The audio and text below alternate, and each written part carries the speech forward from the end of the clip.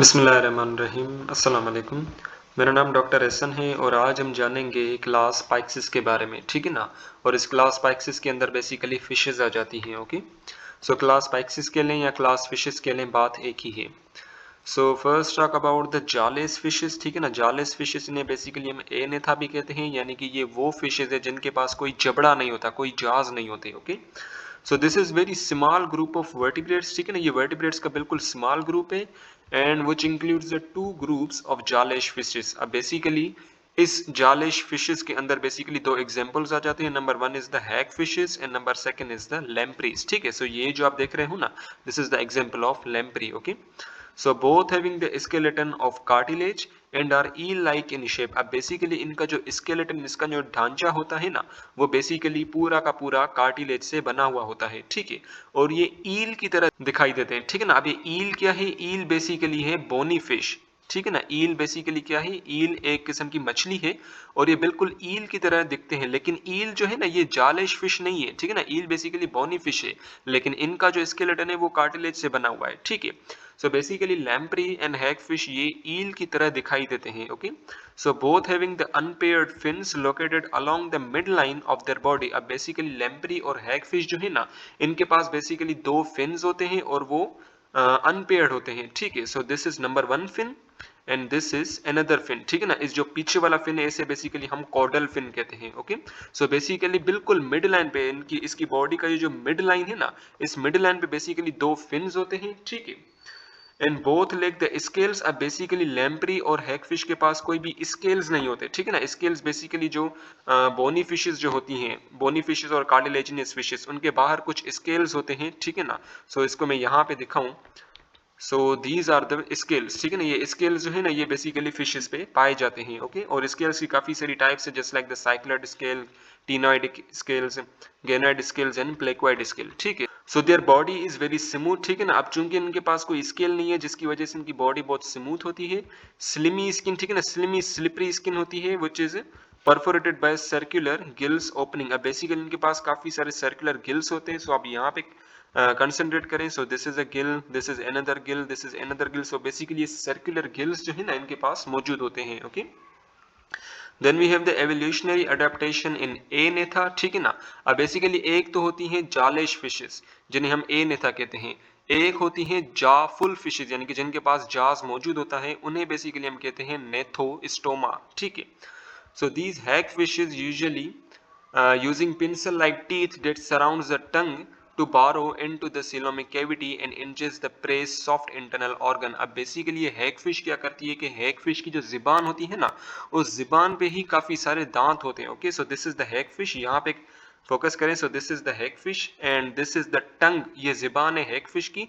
और यहाँ पे आप देख सकते हैं ये काफी सारे दांत है इस जिबान के ऊपर, ठीक है। अब बेसिकली ये हैग फिश क्या करती है कि अपने शिकार को मुंह में लेती है और शिकार को बेसिकली मार गिराती है, ठीक है। और इस शिकार के जो इंटरनल ऑर्गन्स है ना, वो बेसिकली खा लेती है। ओके, और इसे अपनी सीलोमिक कैविटी में डाल देती है, ठीक है।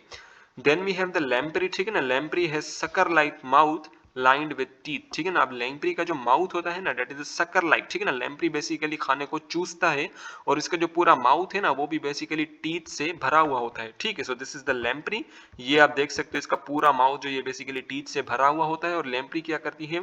फूड को सक करती है। ओके, सो गिल पाउचेस और ओपनिंग हेल्प्स इन रेस्पिरेशन। अब बेसिकली इनके जो गिल्स है ना, वो बेसिकली रेस्पिरेशन में, सांस लेने में हेल्प करते हैं। Okay, then we have the second class known is the class cartilaginous fishes, ठीक है ना। कार्टिलेजिनस फिशेस को हम कॉन्ड्रियोस्थाइस भी कहते हैं, ठीक है ना। कॉन्ड्रियो ये बेसिकली कार्टिलेज से निकला हुआ है। Okay, so the vertebrates of class Chondrichthyes. अब बेसिकली इन कॉन्ड्रियोस्थीस के अंदर शार्क्स आ जाते हैं, स्केट्स आ जाते हैं, रेज आ जाते हैं, ठीक है ना। ये तमाम के तमाम क्या हैं? These are the cartilaginous fishes because they have relatively flexible endoskeleton. अच्छा, ये चीज भी अपने ज़हन में रखनी है कि जितनी भी कार्टिलेजिनियस और जितनी भी बोनी फिशेस होती हैं ना, उनके पास एंडोस्केलेटन भी होता है और उनके पास एक्सोस्केलेटन भी होता है, ठीक है।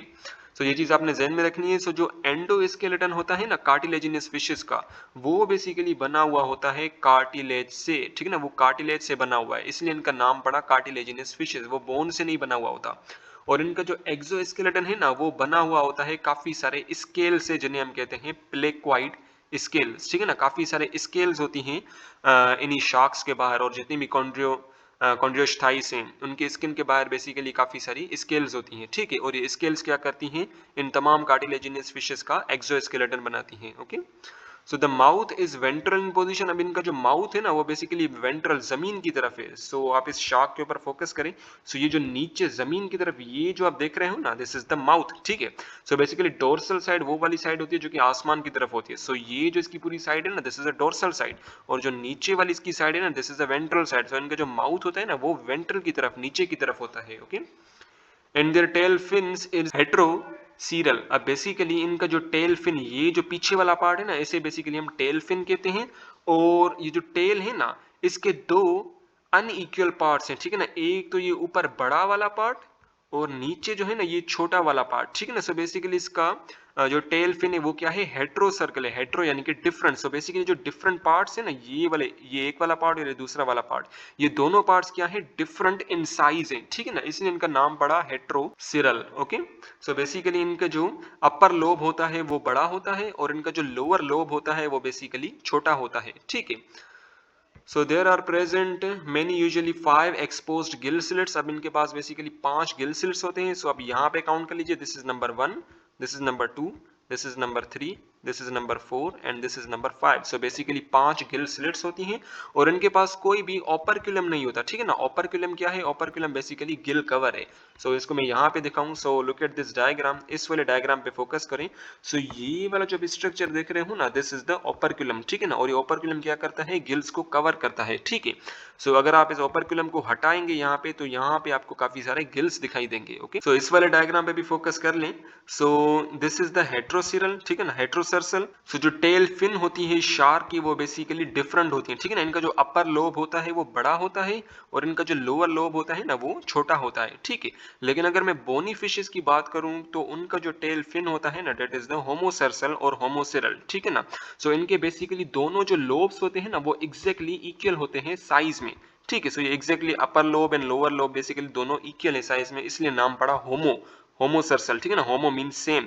सो ये दोनों लोब है ना वो बेसिकली सेम इन साइज है, ठीक है। लेकिन जो शार्क कि जो टेल फिन से, डेट इज द हेट्रोसर्सल, यानी कि वो डिफरेंट है, दोनों लोब्स जो है ना वो बेसिकली डिफरेंट इन साइज है। Okay, so the examples of the cartilaginous fishes are the Scoliodon, ठीक है ना, जिसे बेसिकली हम डॉग फिश भी कहते हैं, and it is a small shark which is common in overseas, ठीक है ना। सो डॉग फिश को हम छोटी शार्क भी कहते हैं, ठीक है ना, और ये समंदर में काफी ज्यादा कॉमन है। Okay, then we have the bony fishes जिन्हें हम ऑस्टियोस्थीज भी कहते हैं। So these Osteichthyes also called the bony fishes are the most numerous, ठीक है ना, ये काफी अमाउंट में पाए जाते हैं both in individuals and in species. So their endoskeleton are made up of the bones, ठीक है ना। इनका जो एंडोस्केलेटन होता है, बोनी फिशेस का जो एंडोस्केलेटन होता है वो बेसिकली बोन से बना हुआ होता है, और इनका जो एक्सोस्केलेटन होता है ना वो या तो साइक्लॉइड फिन से बना हुआ होता है, सॉरी साइक्लॉइड स्केल से बना हुआ होता है, या तो कीनोइड स्केल से बना हुआ होता है, ठीक है।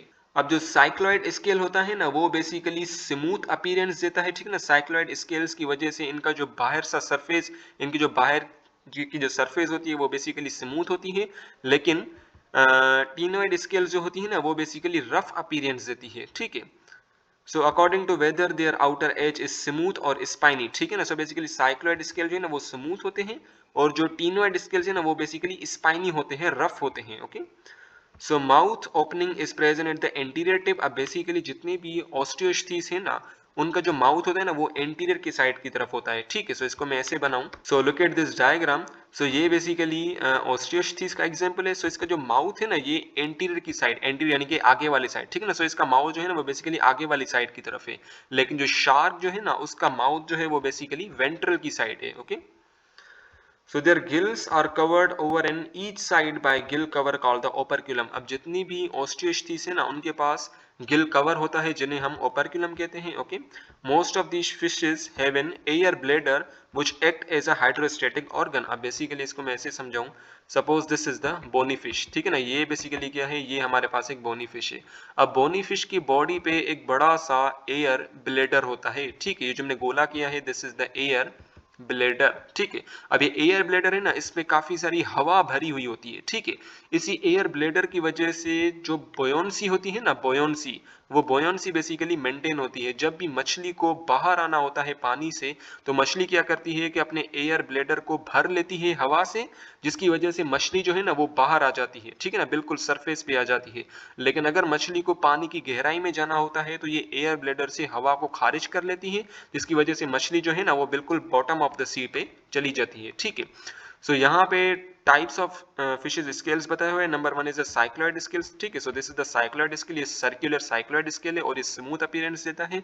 Number 1 is the ctenoid scale, ठीक है ना, ये रफ होता है, यहाँ पे काफी सारे स्पाइन्स आप देख सकते हैं।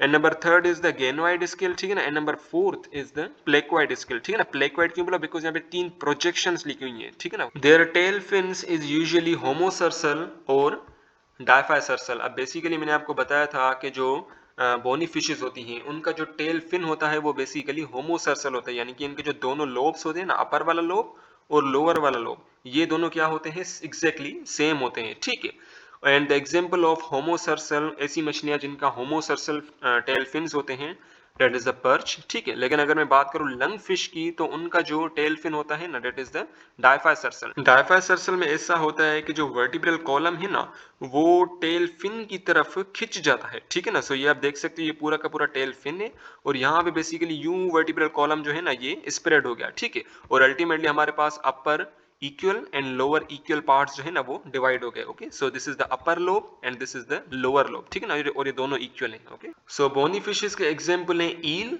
ठीक है, sea horse, flying fish, globe fish, pomfret and the carps, ठीक है ना। कार्प्स को बेसिकली हम राहु भी कह सकते हैं, okay. So this is the flying fish, ठीक है ना, ऐसा लग रहा है कि ये इसके बड़े बड़े पंख हैं।